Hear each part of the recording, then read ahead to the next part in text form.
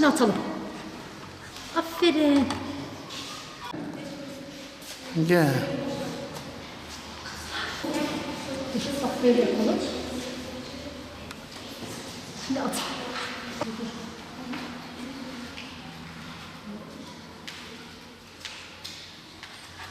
Şimdi at.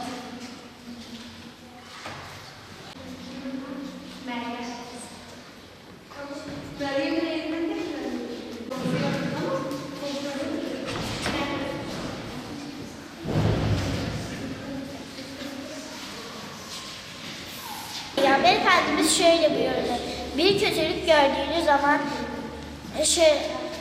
kötülük gördüğünüz zaman onu elinizle düzeltin. Elinizle düzeltemezseniz dilinizle. Dilinizle de düzeltemezseniz kalbinizle buz edin. Biz de Filistinli kardeşlerimize destek olalım.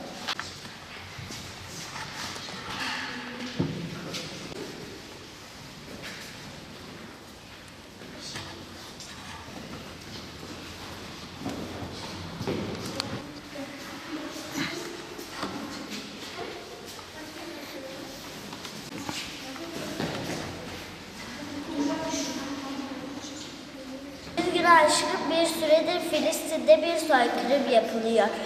Binlerce kardeşimiz şehit düştü. Biz de elimizden geldiğince onlara destek olmaya çalışacağız. Arkadaşlarımızla beraber Filistin kardeşlerimize yardım etmeye karar verdik. Filistin kardeşlerimizin yanındayız.